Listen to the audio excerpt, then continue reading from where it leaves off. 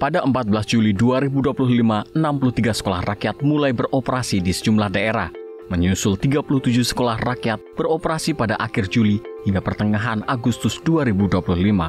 Total 159 sekolah rakyat ditargetkan telah beroperasi pada tahun ajaran 2025-2026 yang menampung 620 rombongan belajar dengan total 15.370 siswa.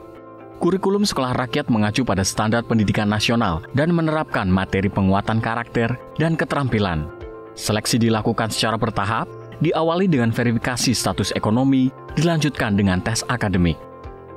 Komisi 8 DPR RI mendukung program sekolah rakyat dan siap mengawal pelaksanaannya melalui dukungan anggaran dan kebijakan.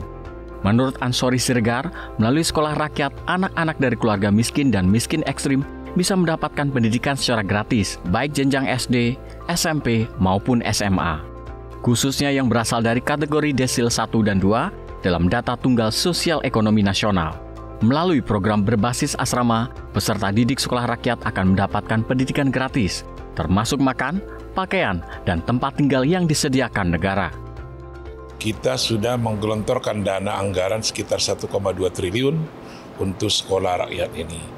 Jadi, dan untuk tahun 2025 baru sekitar 100 sekolah rakyat di seluruh Indonesia. Itu agak darurat waktunya, tapi masih bisa dibangun. Mudah-mudahan nanti masih ada kemungkinan menambah dari 100 sekolah rakyat di 2026.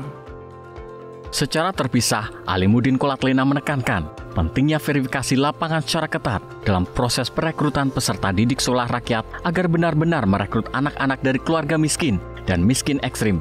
Mengingat kuota sekolah rakyat sangat terbatas, pengawasan perlu dilakukan secara cermat. Jangan sampai ada warga kategori mampu secara ekonomi terdaftar di sekolah rakyat. Nah, data itu perlu kita verifikasi lagi di lapangan supaya benar-benar memastikan bahwa yang direkrut sekolah di sekolah rakyat itu benar-benar yang masuk dalam kategori miskin dan miskin ekstrim sesuai dengan data DTSEN itu. Karena kita tahu bahwa misalnya satu wilayah kalau persentasi angka masyarakat miskin, keluarga miskin dan miskin ekstrim dibandingkan dengan hanya 100 kuota yang 100 sampai 200 kuota miskin dan miskin ekstrim yang dibutuhkan di tahun pertama, tentu tidak berbanding lurus. Masih terlalu banyak keluarga miskin dan miskin ekstrim yang belum terdaftar di sekolah. Tim Liputan TVR Parlemen.